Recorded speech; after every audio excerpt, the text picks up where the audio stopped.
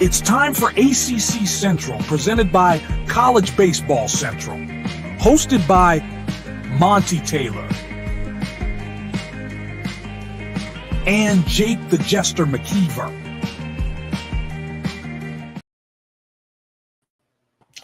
Welcome back, college baseball fans, to another episode of ACC Central with a little bit of Texas seasoning. I'm joined by Jake McKeever, as always, here during the fall ball season. Jake, we are in full swing for fall ball. How are you feeling, buddy? Are you ready for the spring? I'm excited, man. I don't know if it was like a little bit of like pre-winter blues or off-season blues, but I was feeling a little bit sad, and I got to see some baseball in person this weekend, and it just rejuvenated me, man. It's like spring around here. I got to see A&M in their first scrimmage against Houston Christian. A ton of fall ball videos coming out from you, Tyler Jennings, as well as the TCU analytical staff. So I'm excited. We're starting to get a real understanding of what some of these teams are going to look like. Yeah, I mean, we talked last week, and I had not been able to get to any scrimmages at that point. And now I've seen 37 innings since that episode exactly a week ago, and I'm geared up to see more this week. And I'm just so excited. And it doesn't matter to me if it's inter squad or if it's against another school. It is just fantastic to see these guys out there and get introduced to some of these new faces and to reacquaint ourselves with some old friends. Yeah, I mean, it feels like it's just a new season of a TV show. There's the characters that we all know and love, and they're starting to bring in some replacements. You know, Topher Grace has left that 70s show, so they're moving on into that next season.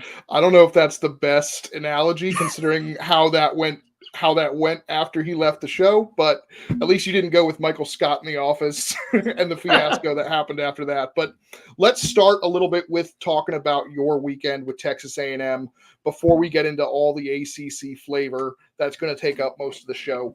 You got on Friday, right? It was Friday that you got to watch Yes. The national runners-up from last season. They've got a ton of talent coming back. They've got a ton of new talent that's come in there. Talk to me about what you saw and how they looked. I mean, first off, the 12th man for Texas A&M was just insane. I mean, it looked like a weekend series all around. Obviously, there's a ton of new guys around. There's a ton of new faces. There's a few guys that are going to be in the lineup going forward that didn't get a chance to play. Jace Lavalette had a nagging injury. Gavin Grahovic has a hip injury that he's going to be fine for spring. And then Hayden Schott, who is going to probably be penciled in as the DH, tore his ACL. So they went with a little bit different of a lineup. Caden Sorrell moved into center field. George, the transfer from Alabama State, Jamal George, he played one inning at shortstop before moving out to right field. And then Texas Tech transfer Gavin Cash was out in left field. That was really kind of the one thing for Texas A&M that you really had a lot of question marks about. They have about 5 or 6 guys that you think would play first base. So finding spots for them, I think, is going to be a little bit of a challenge. Gavin Cash being in left, I think, is a clear indication that he's probably going to sit out there. Again, it's an inter-squad scrimmage where Caden Sorrell moves into center. Jace Lavalette played right field as a freshman, moved over to center field when they got Braden Montgomery in right field. But when Braden Montgomery went down, they moved him back to right. So it'll be interesting to see if they put Sorrell in center field. I think he is athletic enough to play that position, and move Jace Lavalette over to right field. Interesting to see kind of what they do from there. The big storyline for me was Caden Kent. He played second base last year for Texas A&M as Ali Camarillo was the shortstop. Was he going to be athletic enough to be a shortstop? You knew the bat was going to play. And early on, he made a tremendous play where they were going up the middle on a double play, threw and touched the bag and threw the ball in one motion. He looked really tremendous there. Gavin Cash, I think, was another one that really impressed me. He had good contact. He played left field really good. Blake Binderup hit 2 home runs, both of them just absolute moonshots. The first one was into the rack, and the second one cleared the scoreboard as well. Caden Sorrell, who I mentioned, played center field. He looked tremendous hitting the ball. It looks like he's added about 5 to 10 pounds of just pure muscle. His swing looks really good. He had a backside bomb, and then he was about 3 feet from a home run as he was able to leg out the triple. People kind of forget that he is athletic as he is and that he is fast enough to leg out those triples. And in turn, I think he's fast enough to play center field. I think the one thing that was the most important for me was, again, Jamal George. He's the guy that is really going to be an X factor for A&M because they really don't have a ton of fast guys. Like I mentioned, they have a lot of bigger guys. They're a big team. if Jamal George can find his way into this lineup, whether it be at shortstop, whether it be in the outfield, whether it be at second base, I think that there's going to be a tremendous, tremendous talent because, again, he just kind of has an infectious personality. He's a very, very spark plug type of player that if A&M can find a spot for him, I think that they're going to be very, very dangerous.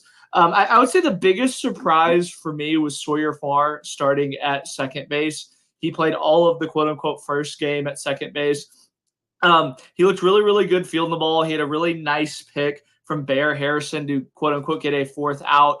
The bat, I think, is going to come as he steps up and plays a little bit better. At times, he kind of did look like he was in high school about 6 months ago. But again, and Monty and I were talking about it backstage as he kind of comes in.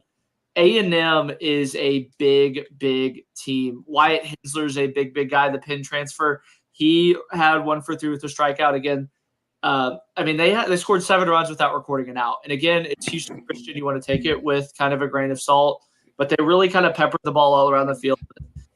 Wyatt Hensler is a big guy. Gavin Cash is another guy that's a quote-unquote guy. Blake Benderup's a big guy. Sawyer Farr, I think, is over 6'3" as well. Mike Berkovic, the transfer from the MEAAC conference, he's another kind of big guy. And then Bear Harrison, he's definitely not the athletic one that we saw with Sorrell. So it's going to be kind of a different brand of catcher for Texas A&M, but I think he's going to be the one that seems to be penciled in as the starter, as Galloway was another guy that was kind of vying for the catching position. He played all 12 innings of the inner squad.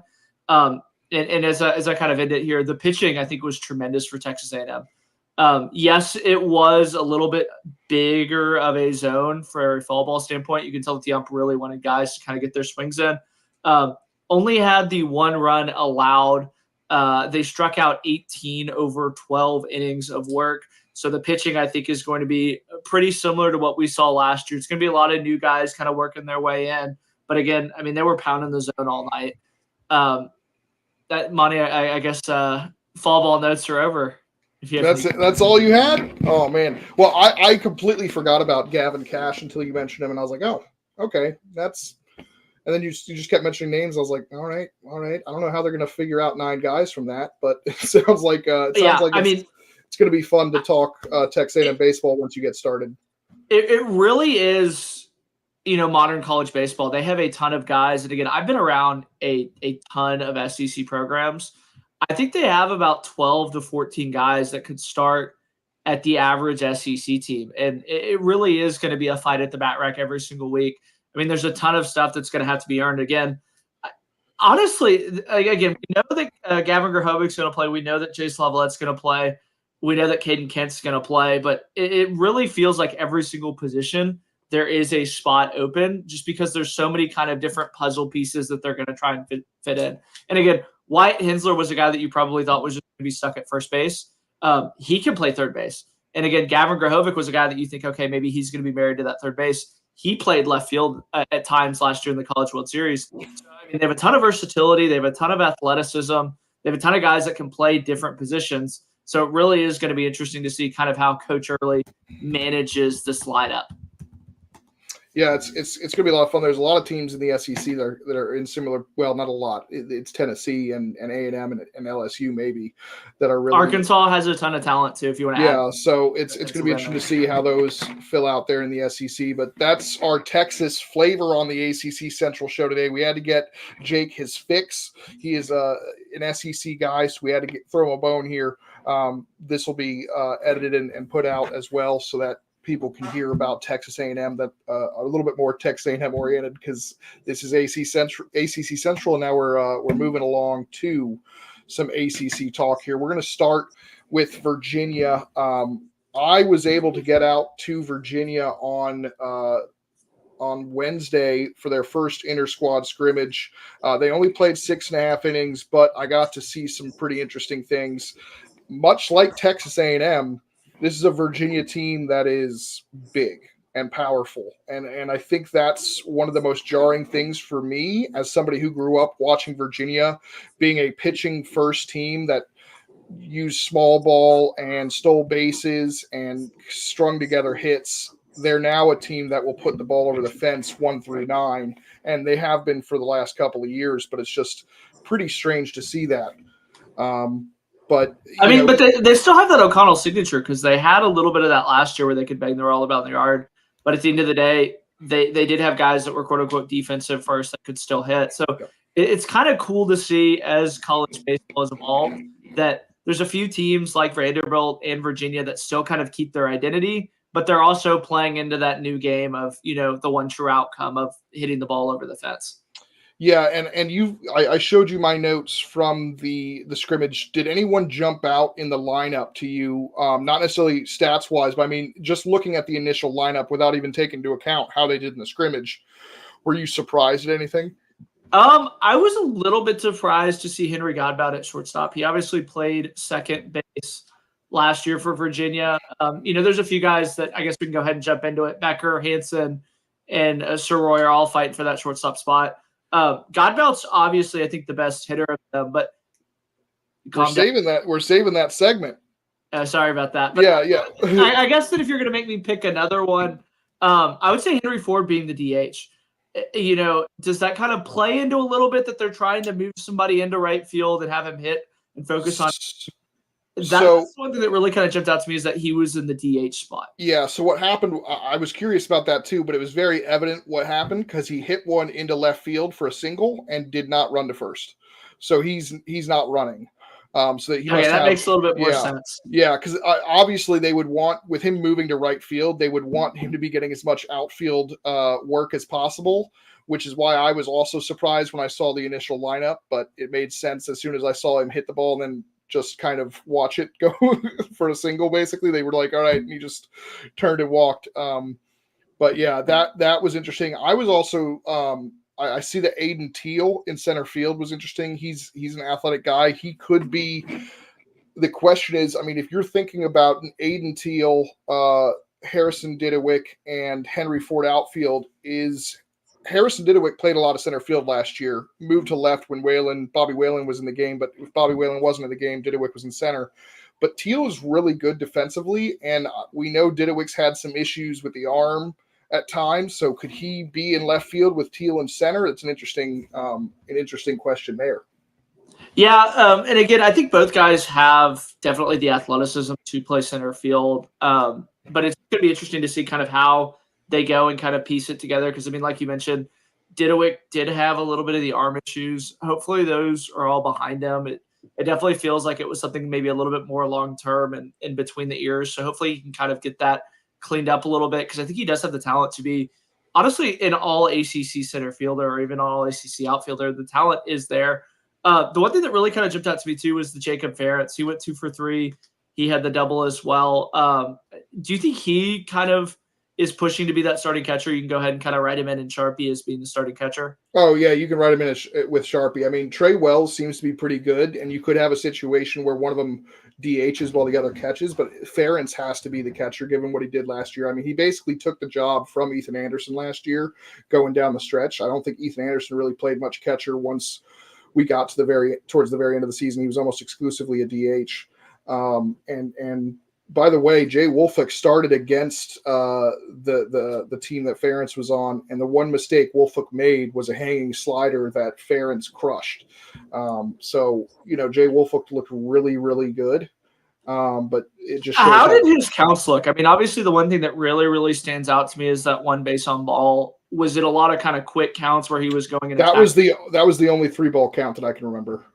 Okay, so that's the one thing too was kind of his mark was. It felt like at times his command could kind of get streaky. And again, if he can do 5 Ks, 3 innings, 1 walk, that's going to do wonders for Virginia. Yeah, his command was on right from the get-go. He looked very good, except for that one mistake that he made to Jacob Ferentz. But I was also surprised from some of the other arms. We had a JUCO transfer, Joey Colucci, on the mound, starting the other side from Jay Wolfick. He started his career at Maryland, didn't have great numbers in College Park, but he looked really good to me, on the other side there. He did end up giving up 2 earned runs, but I thought he was really good and had good command and was able to work the zone really well. And then Charlie O'Shell, who is the younger brother of former Duke pitcher Fran O'Shell. That was going to be my question. Is the O'Shell name really kind of jumped out?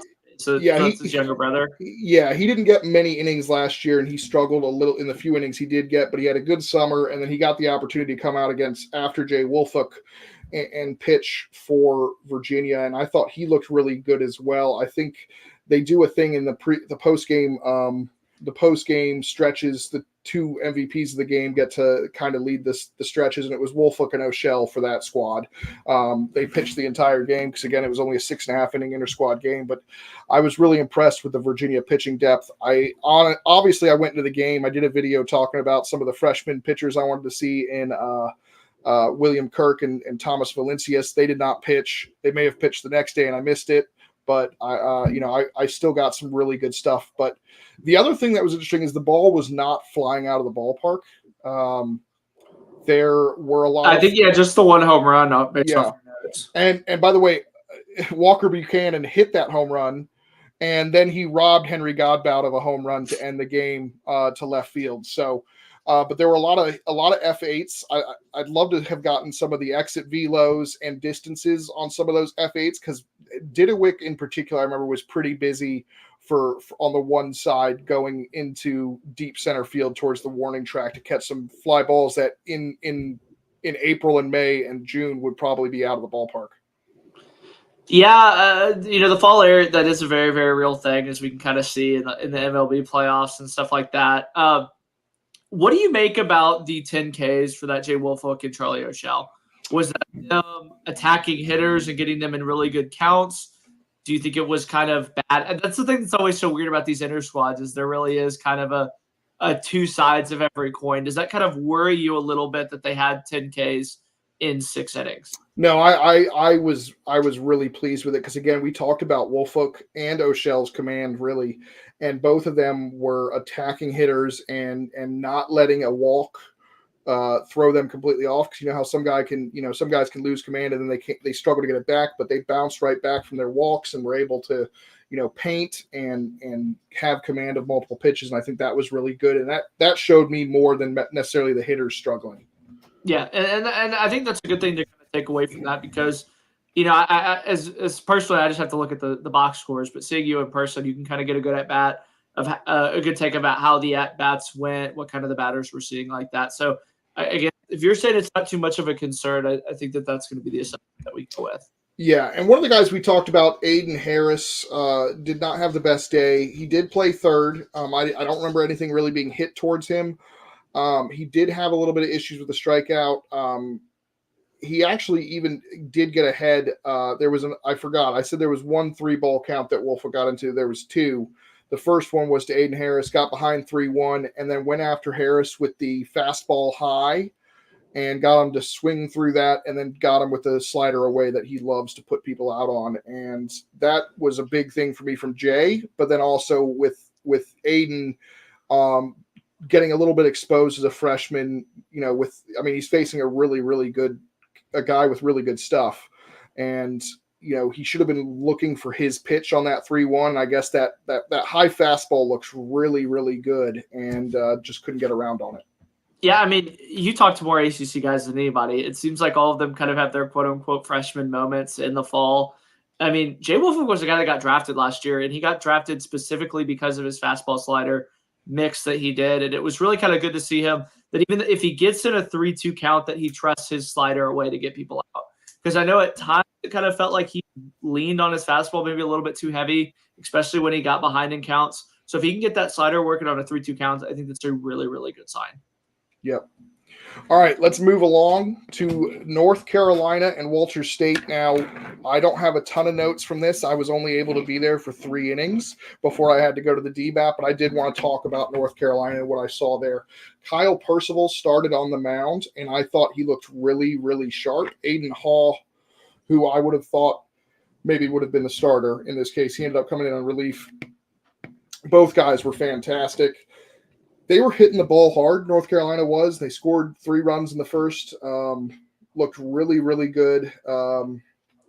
After I left, Kane Kepley homered, Gavin Gallagher homered, which are good signs. But, one of the highlights for me outside of that pitching to start the game, I thought Hunter Stokely, his return to the lineup after missing almost all of last year was really great. His first at bat, he lasers one down the right field line at 105.6 miles per hour.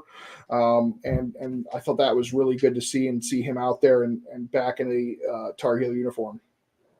Yeah, I know you have some of the exit velos of ones that you've seen, and people homering after you left, I think is another good sign. But I mean, like you said, Tyson Bass, 106, Sam Angelo, 107, McCaden Dye, 103. I mean, those are major league type exit velos. And if you can get those in a scrimmage, I think that's a really, really good sign. What did you make, I guess, of Kane Kepley, kind of being the heir apparent to Vance Honeycutt? Do you think that there's going to be a big drop off defensively? Where do you think, I mean, obviously, he was a first rounder. Where do you think the biggest drop off between Vance Honeycutt and Kane Kepley is going to be? Probably a little bit with the power numbers, but Kane Kepley is going to give you a lot of walks. I mean, he broke the record for walks for Hyannis in the Cape Cod League. I got to watch him a lot. He's a very patient hitter. But there's going to be a little bit of a drop off because Vance Honeycutt is a generational college player. I mean, he might be the best player in North Carolina history, and that's an illustrious program. So there's going to be some drop off, but I don't think you can get much of a better replacement for Vance Honeycutt defensively in center field. And Kepley's going to do some great things at the top of the lineup, getting on base, stealing bases, being aggressive. I really loved the base running aggression from UNC and how much they were pushing, the first to third in particular. They were really pushing that and taking advantage of any lapse in the defense to stretch those the base running. But it was a little bit jarring to see freshman Perry Hargett, who was playing second base. He's wearing the number 7.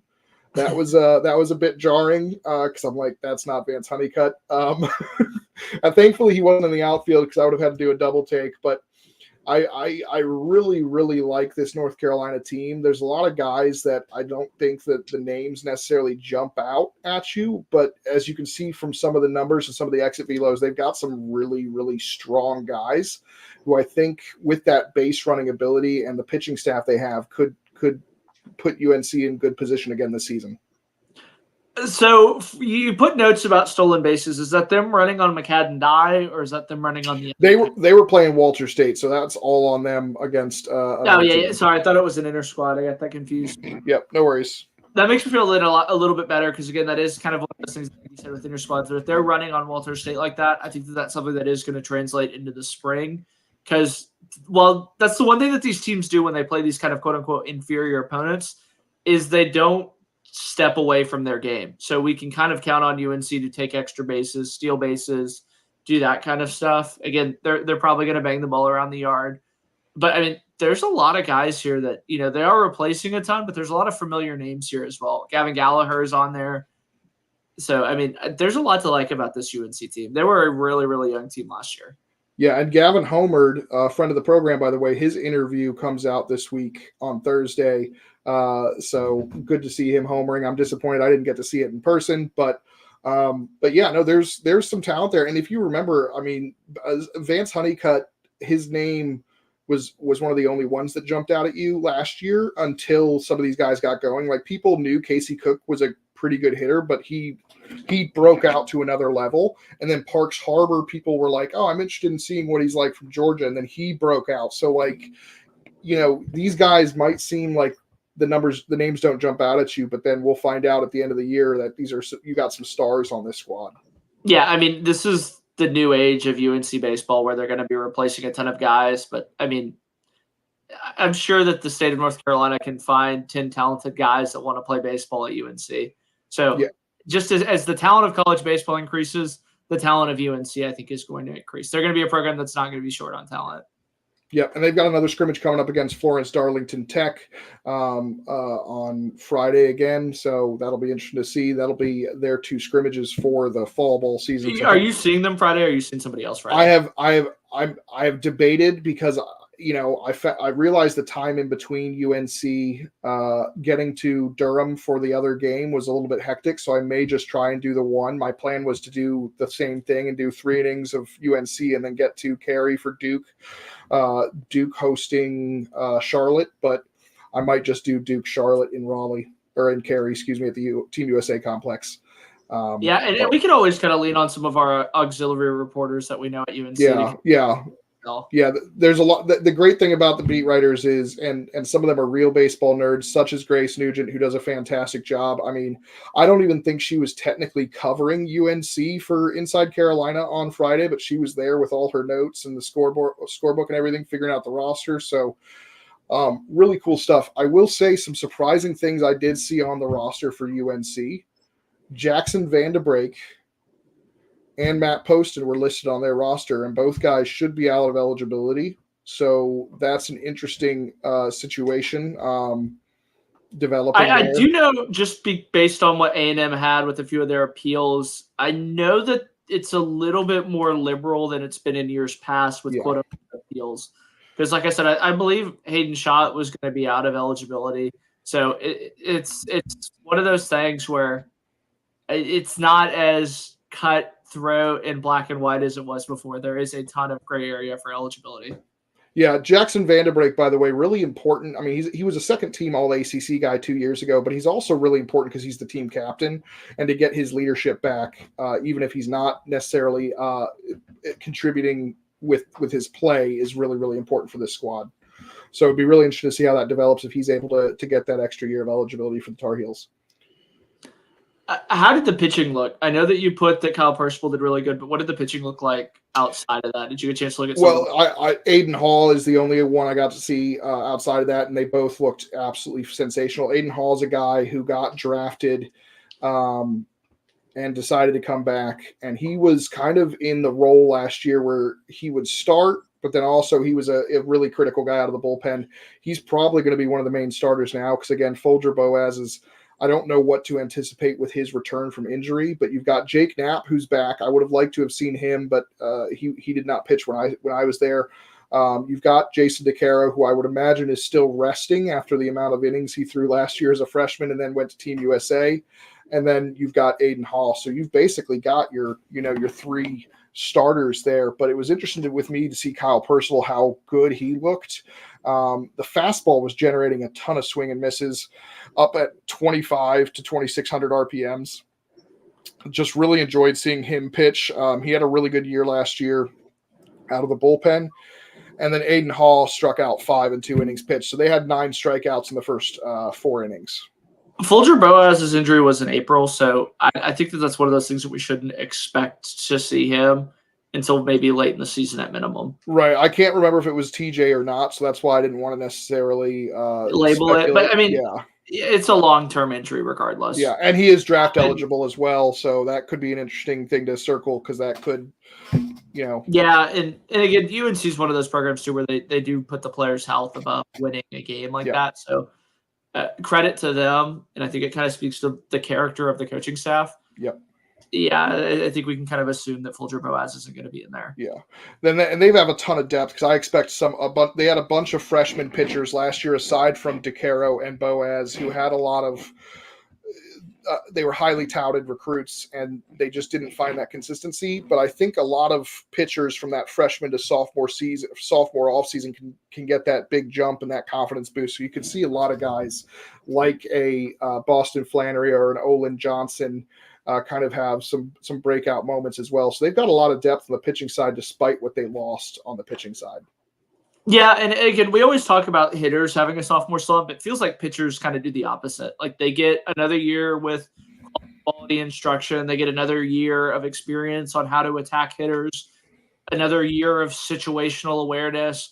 And a lot of freshmen really kind of lock in where in high school, I mean, I was around a bunch of guys where if they weren't pitching, they were kind of messing around in the dugout. That's not the case in college. So I think that's one of those things where the quote-unquote sophomore slump goes in reverse and they really kind of turn into a real pitcher instead of a thrower. Yeah.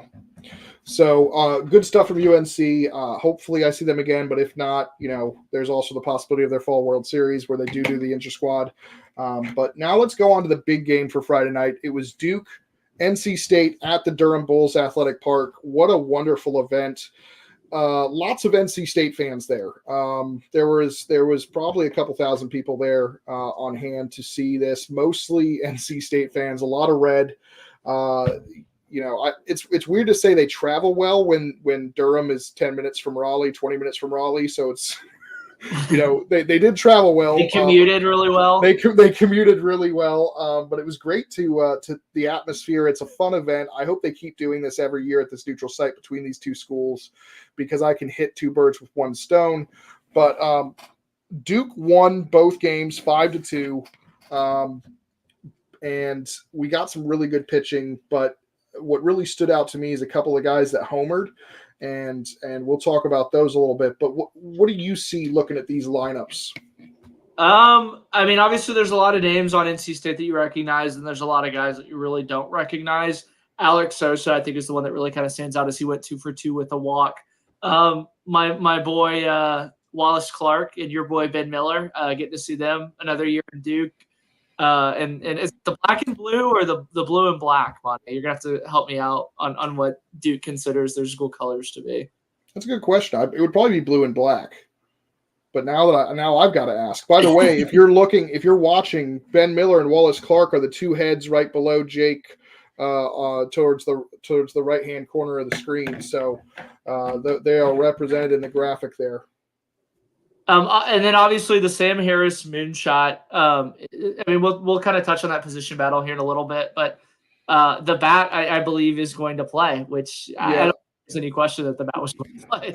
If somebody asked me who I was looking forward to most seeing for Duke, it would have been Sam Harris, and I'm going to show you exactly why. Tyler Jennings of Prospects Live, who's one of my bosses at Prospects Live, was gracious enough to let us use some of his videos from the scrimmage. So we're going to show you Sam Harris's home run right here. If you haven't had a chance to see it on Twitter, it is majestic.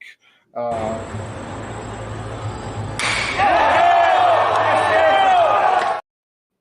mean, he barely swings.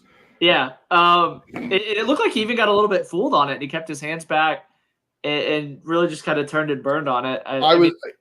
He's an Iowa kid. I said that's corn-fed power.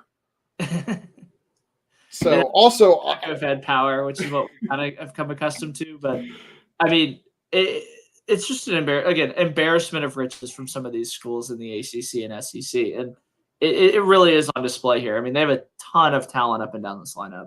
Yeah, Duke had to replace a lot of guys too. And when you and I did the transfer show last week, we were struggling to figure out where some of these guys were going to play because it showed them either in the outfield or at third base. We find out Jake Berger is playing at second. Jake Hyde, a Georgetown transfer, was starting at first. You had Ben Rounds in the outfield. You had Macon Winslow back in the outfield. I don't think I saw him in right field at all last season because A.J. Grazia was there, but he did play left. I know that's not his preferred position as he is a catcher, but, we were able to see kind of what Duke's thinking with the lineup because Ben Miller coming back and Wallace Clark meant they had the left side of the infield shored up, and then it was about trying to figure out where they can get these guys into the lineup. Yeah, I did have a question for you as you kind of put notes on here about Adam Trunch. Were those bunts for hits or were those sacrifice bunts? Bunts for hits. And he did it twice? Yep, did it twice. And he stole a base? Yep. If he can find, I mean, you can always need guys that can steal bases. So if he can kind of find his way into a lineup or even kind of being a 10th man role for some of these slower guys, that's going to pay very, very big dividends for Duke. By the way, who impressed me the most that day was actually somebody who didn't even play. One of the transfer guys that you were afraid to say his name, Marcello Mastriani. He had pitched on Thursday, so he was not pitching at all in the scrimmage, and they sent him up to the press box to assist with TrackMan data with the analysis there. And the vibes for this kid are off the chart. He's got all the intangibles. Might not have the tangibles as we discussed, but he's rising up the rankings in my head. So he was getting all these spin rates and exit velos are coming from or from the source. Yeah. He's got all the vibes. No, all the exit velocity stuff. I didn't get too much of it on there, but But he's got a great personality. I hope to have him on the podcast at some point. Had a lot of great stories. His hottest take of the night was that the DBAP is a nicer field than the Chuck at Omaha, which I'm sorry, Marcello, but that's just wrong. But I hope that wasn't off the record, that opinion. But I mean, I will say this: Noah's kind of alluded to it at times at the Big Ten tournament, and I'm sure it's worse. For Creighton, yeah, it can get very cavernous. So maybe Yeah. it was just the atmosphere of DBAP that he thought was more. Let's get back to talking about NC State a little bit. There's a guy that I really like because he went to VCU and I watched him a little bit at VCU, and that's Chris McHugh. He participated in Home Run Series X and did really well. And apparently he has a lot of pop. He didn't hit a ton of home runs for VCU last year, but his first at bat as a member of the Wolfpack, he did this.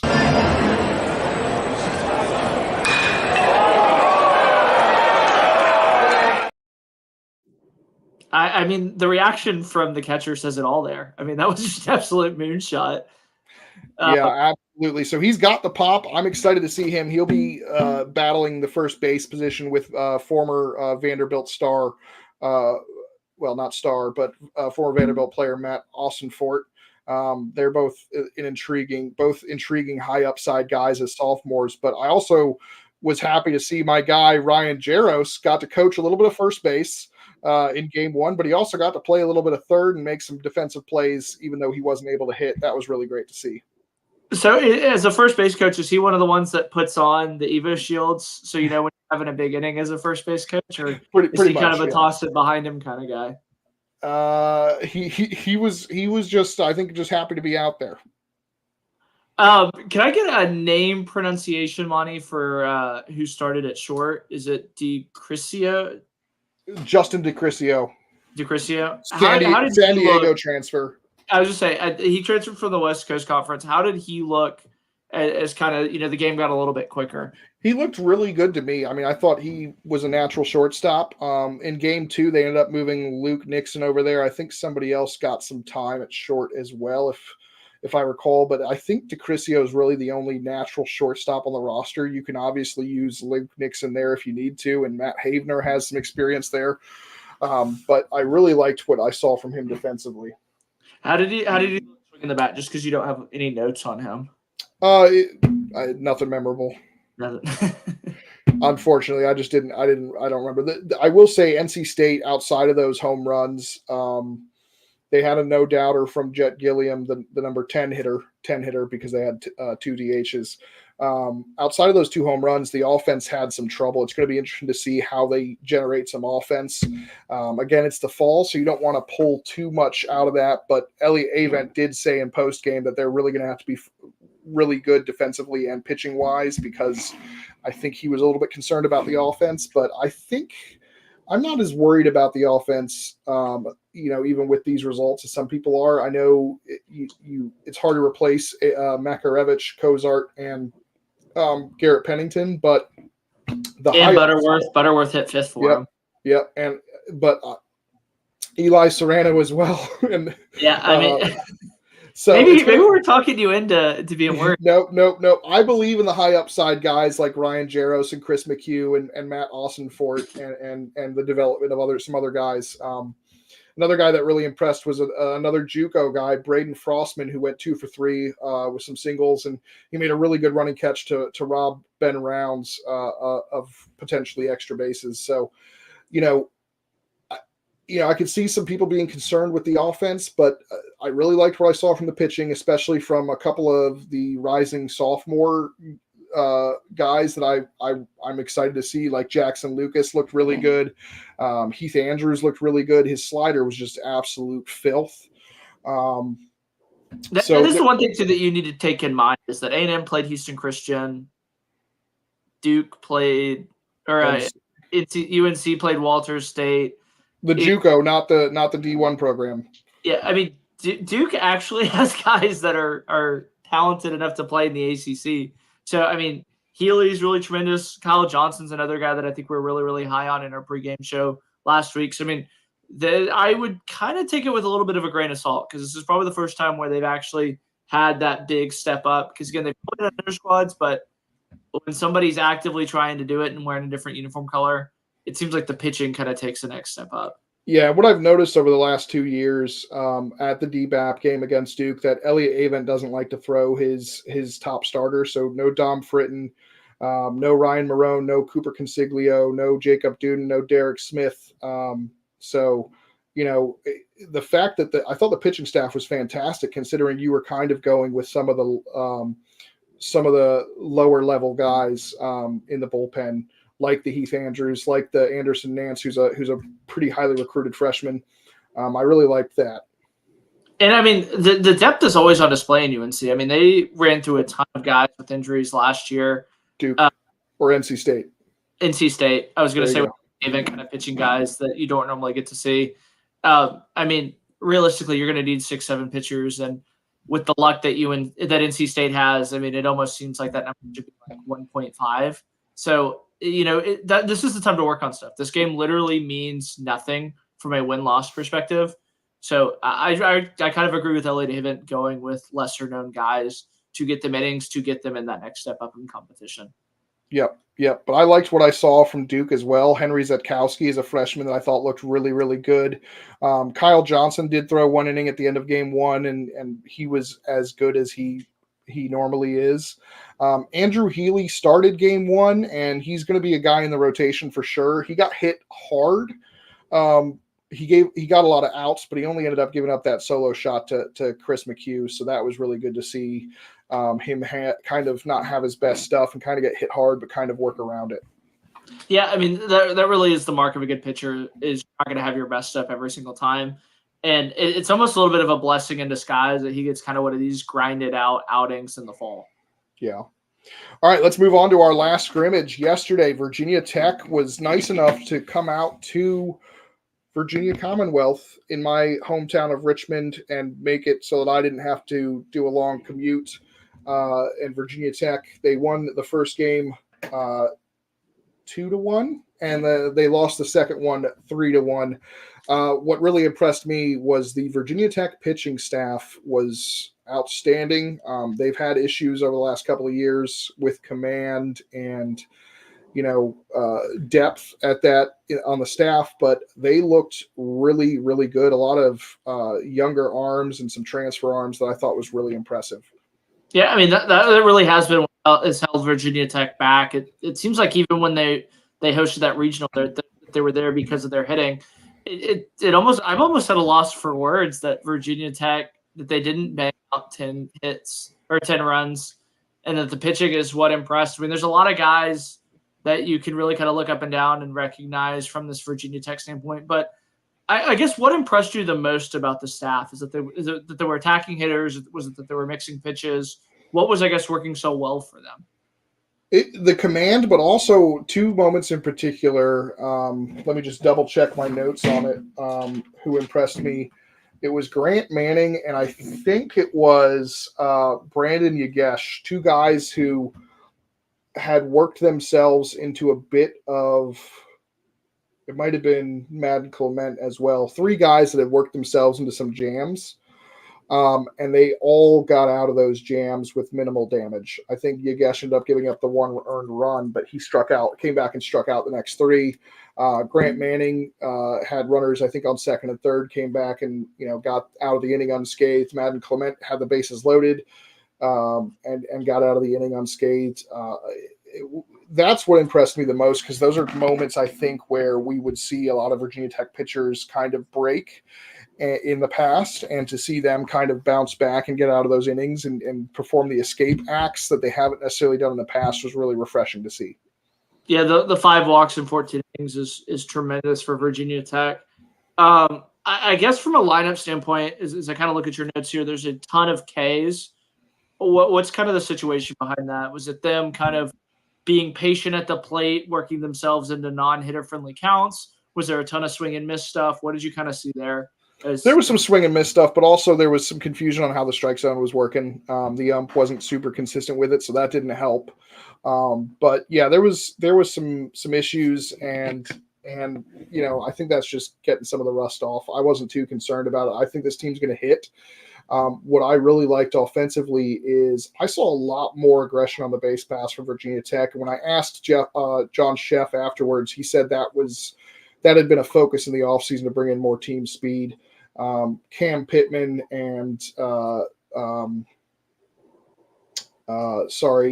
Jared Davis. I mean, they were able to steal, I think 3 bases for Cam Pittman, 2 for Jared Davis. And that's something you like to see. Jared Davis was a bit of a surprise in the leadoff spot, and we'll talk a little bit about him more in the position battle spot. But I really liked what I saw from the base running of Virginia Tech. So they're not necessarily just going to hammer the ball. They're going to try and create some runs on the base paths as well. How did Trayson Hughes look tracking fly balls in center field? Was that kind of it? He looked great. I mean, I know he's a really athletic guy that came in, but does it kind of translate into his game? Yeah, he looked fantastic out there. I don't think he's going to be the starting center fielder with Ben Watson on the roster. Ben Watson wasn't with the team yesterday, but I would imagine he is sharpied in as the starting center fielder. He's the all-time hits leader. He's the season hits leader at Virginia Tech and had a very good season last year in center field. But Trayson Hughes looked really, really comfortable out there, running down some fly balls. And Clay Grady is another guy who's been around the way a little bit for Virginia Tech. I think, I wouldn't – it's not really cause for concern that he went hitless. No. And it was really nice to see Garrett Michelle back out there. It was his first time back in a Hokie jersey against another team since like March 1st or something when he broke his wrist. We got to watch him in the Cape over the summer, but it was really nice to see him back in that maroon and orange for Virginia Tech. Got to catch up with him post-game, which was nice, and he was really, really pleased to be out there. It was nice to see him get that RBI.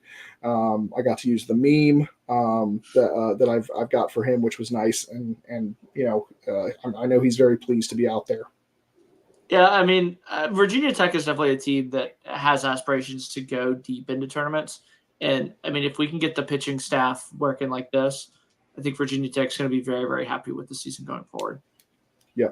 So before we get into some of the position battles, Canes Cats Heat wants to ask, after looking at these 5 teams, the ACC teams, because we're not gonna add Texas A&M into this, but which is the best so far? Oh man, you're asking me to answer that based on fall scrimmages. That's tough. Virginia looked really good, just up and down the roster. I'm not sure they brought in all these talented freshmen. I'm not sure how those freshmen are going to crack the lineup. That's a tough one because of how good that lineup is. I'd probably stick with Virginia for right now, just to be safe. That was going to be mine, just based off of what we know a little bit about these teams going forward. It definitely feels like Virginia.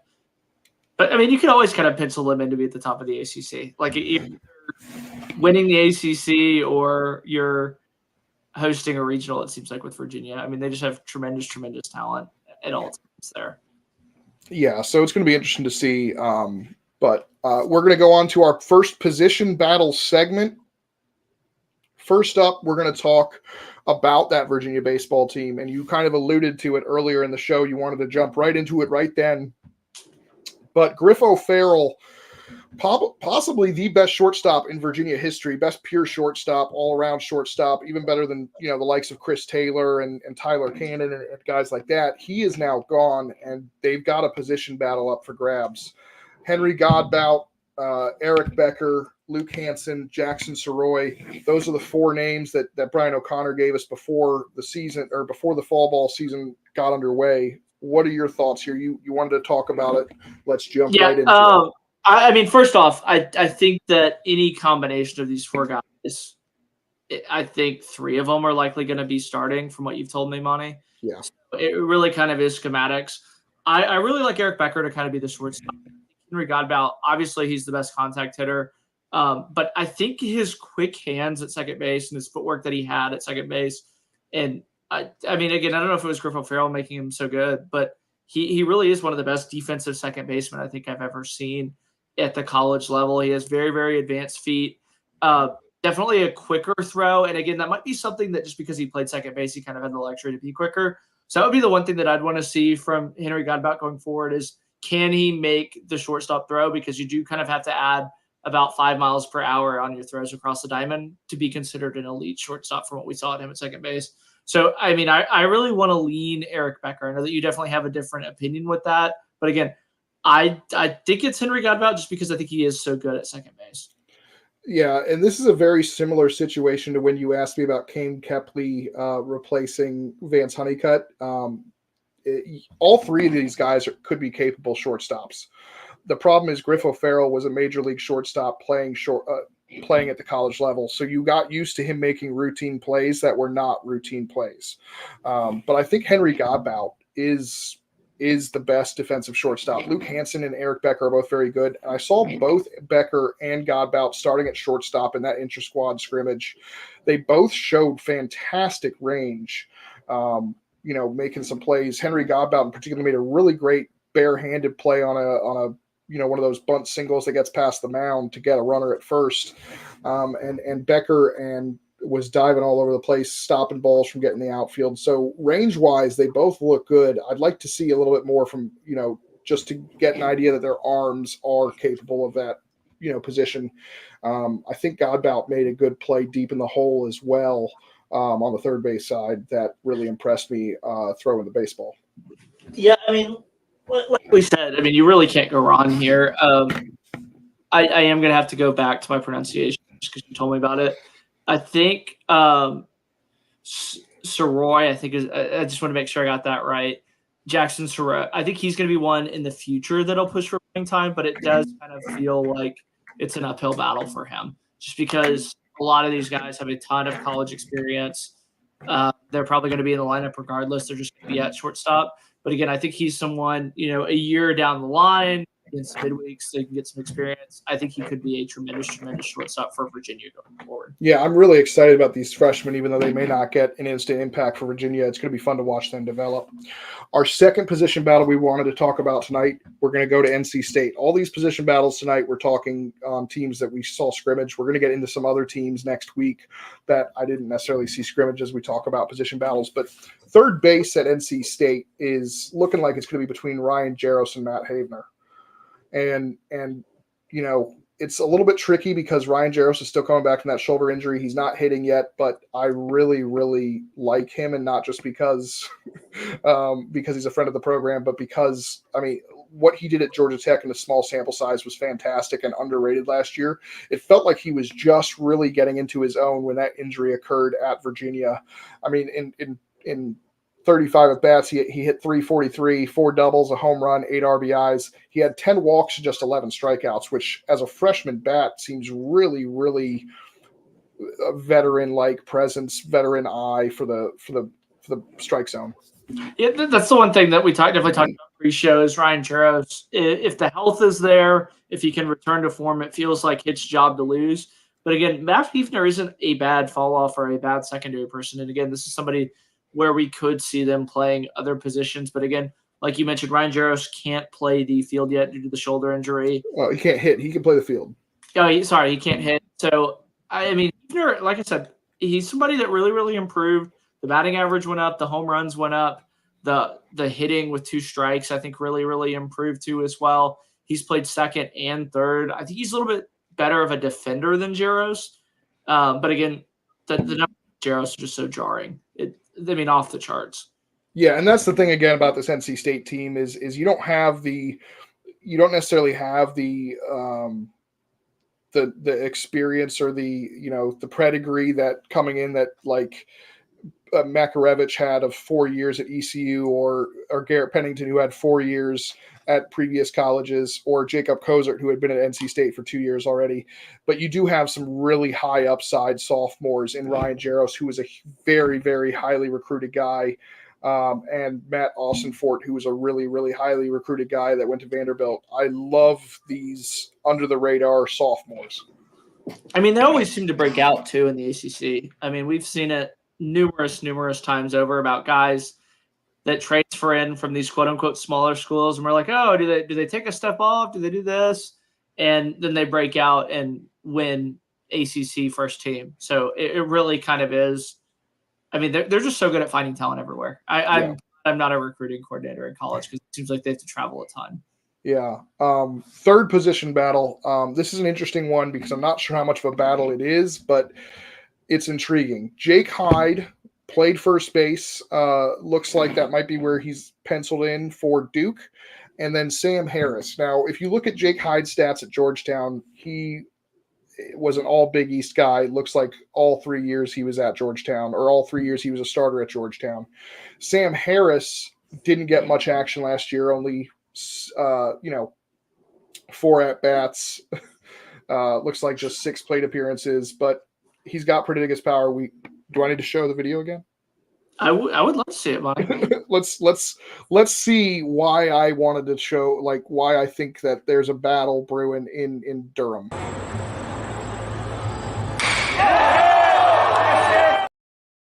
It's unbelievable. And now, I'm not saying Sam Harris would necessarily take the job from Jake Hyde.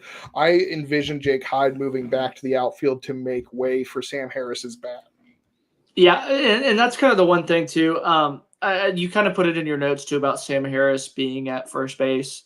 A little bit shaky at times, trying to find the bag. That was Jake Hyde. What? Sorry, yeah, Hyde. So I think that's the one thing where it's a win-win situation regardless. Like, if Sam Harris is ready enough to take the job, it's going to be because he's talented enough, not because Jake Hyde, quote unquote, lost the job. Because right. Like I said, the bat is tremendous. I think he was pretty close to the Georgetown all-time home runs leader from what the notes that we had on our last show. So I mean, the power's there. 3-time All Big East. Georgetown kind of had a renaissance year last year. So he's a proven winner. He knows how to get things done. He's going to be a bat that finds the lineup, definitely. Yeah, exactly. This position battle is a little bit different because it's just really just talking about first base. And I really think that it may start with Jake Hyde there initially, but I think at some point Sam Harris is going to force himself into that lineup and Jake Hyde's going to get back into his more comfortable area of the outfield. I do not anticipate Jake Hyde not being in the lineup. He's got too much talent to be out of the lineup. But I also think that Sam Harris is going to find a way to force his way in there somehow. I just don't know who the odd man out's going to end up being. But I'm really excited about Sam Harris in case you haven't noticed. But it's just really intriguing. Duke has a lot of depth. When you mean that Jake Hyde looked shaky at keeping his foot on the bag, do you mean finding the bag or pulling the foot a little bit too early? What's kind of the story there? Both. There was separate instances of both, of finding the bag, and then there was a time where he pulled his foot too early, and it's the fall. I don't anticipate him having much problems by the time the spring. Yeah, I mean, and also, if you've seen Moneyball, remember that line with Ron Washington where he's like, "Yeah, it's incredibly hard to play for." Yeah. But he's athletic enough; he'll be fine. It's just, I mean, we've got to talk about something at this time of year, right? So we got to nitpick a little bit, right? Definitely. All right, last one that I wanted to talk about, and it's the second base job in Blacksburg at Virginia Tech.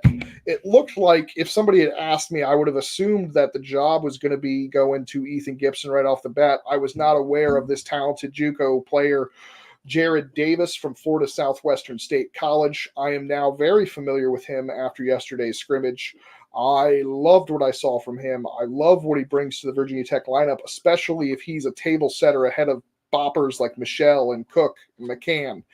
I mean, Virginia Tech, it seems like almost just seems to breed these kind of smaller transfers. I mean, they had Malinowski a few years ago, and that's who Jared Davis kind of reminds me of too as well. I mean, just a ton of pop, gaudy numbers, and he's somebody, I mean, 5'9", 190 is not somebody that you can think is going to bang the ball over the yard. How do they look, I guess, with their at-bats and approaches? Because, when you look at Ethan Gibson, you see the average that he had last year. Jared Davis obviously taking a big step up from JUCO. How did their approaches look at the plate? I do love Gibson's approach. I mean, I know you look at some of his average and his numbers last year, but if you look at his walk to strikeout ratio, both this year and over the summer when he was playing for the Charlottesville Tom Sox, you can see that he's a patient guy, and I really like that. And I think those numbers will correlate with more playing time and also a jump from freshman to sophomore year with experience. He also might have a little bit better of a glove than Jared Davis at second base, but I mean, that speed at second base and the veteran presence. I mean, he'll be a junior versus Ethan's sophomore, but Yeah, I really liked it. He made it out the bottom. He's a JUCO guy. Those JUCO guys love to grind. So the 37 of 42 stolen bases, you think that's something that translated into the ACC? Speed translate. I don't know how much of it will. I mean, obviously, I don't think he'll steal 37 of 42 because the catchers are going to be a little bit better. But I anticipate him stealing a lot of bases. Yeah, I mean, I think both of these guys too. Ethan Gibson, like you said, has a little bit better glove. Jared Davis is definitely, I think, more of a spark plug. I think he's a little bit better of a hitter. I think this is another interesting one for us to track. And again, it's kind of crazy. Like Jared Davis is not even somebody we really talked about last week. You see him yesterday, and now he's on everybody's radar. Yep. And now that's what's interesting is when we did our thing last week, it's easy to get all this information on recruits or freshman recruits and the 4-year transfers, but there's a lot of JUCO guys that just show up on rosters that we had no idea was there. So yeah, I mean, it's hard to find video on these guys. It's hard to see what their swings look like. I mean, have you seen that video of Jared Goff where he pranks him as the JUCO guy, and he's like, yeah, like JUCO guys are always kind of old, so I don't really think it'll be that much of a thing that we're falling for. I mean, that's the one thing is these JUCO guys, I mean, they just grind on a different level. They really make it out of the bottom. Yeah, and as I'm filling out rosters to trying to figure out how the lineups are going to be projected and who's going to be playing where, I'm noticing a lot of JUCO guys that have gone under the radar that we didn't notice last week that could be guys, especially at somewhere like Florida State where you've got a lot of the JUCOs already in Florida. So you can recruit them a little bit easier, I think, and find out more about them. They've got a number of guys that could be big. We already mentioned Brandon Frostman of NC State was a JUCO. Joey Colucci and Chris Arroyo on Virginia were JUCO guys. So it's really exciting stuff to discover some of these guys early on instead of them popping up out of nowhere in the spring. Yeah, I mean, there's a variety of reasons why somebody's end up at a JUCO. I mean, I know one that a ton of guys that I played with when they were in the fall at D1 programs. They're carrying 40, 50 guys. They have to get down to that 35 limit. And they cut them at the end of fall camp, and they really are kind of scrambling for a place to go, so they end up at a JUCO. So just because you're at a JUCO definitely doesn't mean that you're not talented. And if you're talented enough to make it out of a JUCO, I mean, you're likely going to be starting at a ton of programs across the country. Yeah, JUCO guys get drafted as well. So, yeah, I mean, Jose Batista was a JUCO guy. Yeah, late bloomer in the MLB as well. But that's going to do it for our show this week. We've got a lot of fun stuff coming up. I've got some more scrimmages to go to. We'll be doing another show next Monday. Some more position battle conversation as we talk about what's going on. Jake, anything going on your radar? Just the A&M scrimmage. Try and go and see Lamar. Rice, Houston are going to be on my radar too as well. I thought Micah was the Texas guy now. Yeah, I think it's going to be a dual effort now, though. So we're kind of planning stuff to get together. There might be some Mississippi State stuff in 2 weeks. Mike and I are talking about going out there. But unfortunately, SMU doesn't have a baseball team. We're going to keep mentioning it every week until they get one. Yeah. And just jet up to SMU and see some ACC baseball. And as always, Doug is at Mississippi State covering everything.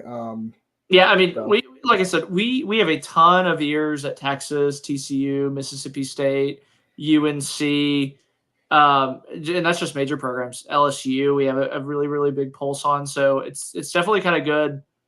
We're kind of creating this spider web of a network. While we might not be able to see all these teams in person every single time that they play, we usually get a pretty good understanding of who's excelling, who's standing out, and who's kind of making a name for themselves in some of these position battles. Yeah. And our player interviews continue this week. I mentioned earlier in the show, we've got Luke Cantwell tomorrow night. Gritsburg, baby. Luke Cantwell on the show tomorrow night, talking Pittsburgh. Great to have him on. He's one of my favorite players in the conference. And he's got some swag. I don't know if you saw the graphic I made earlier, but you can see he's got the swag. One of the ACC leaders in on base percentage last year. And then on Thursday, we have Mr. Gavin Gallagher of North Carolina, the home run hero from Thursday, the home run hero from the regionals. He was the Chapel Hill regional most outstanding player. A lot of people forget that he was clutch before Vance Honeycutt went on that tear where he was Mr. Clutch for about 2 weeks. But Gavin Gallagher is the one that started it all in the So postseason. I forget when you kind of showed up on Media Day, but did you get to see UNC at Media Day? I just got there in time for NC State. Okay, yeah. I couldn't You remember what the order interviewed was. Gavin for me. Yes, that was what I couldn't remember if you were holding behind the camera, but yeah, I mean, it's going to be a reunion. Well worth it because I know that you were driving furiously through the night trying to get there to get him interviewed. Yep, I'm really excited for Gavin and excited to see a full year of him because he was somebody who forced his way into a veteran-laden lineup as a freshman. I think I remember in our deep dive me saying they like Gavin Gallagher, but I don't see how he cracks into that lineup, and ultimately he ended up being a regular for most of the year and then having that huge moment that started Chapel Thrill. Chapel Thrill. Yeah. Vance Honeycutt took over after that, but Gavin's the one that started it all. So I'm excited to see him play third base all season or second base, wherever he ends up. But in the scrimmage the other day, he was at third. So that's going to do it. You don't sit. Yep. That's going to do it for us here until next week. We've got our player interviews this week, but you can follow us on Twitter. You can see Jake's Twitter there. It's at CBC Jake Mick. MCK, and you can follow me at Monty 2740. We look forward to talking again next week and giving you live coverage of our scrimmages. Excited. All right. See y'all next week.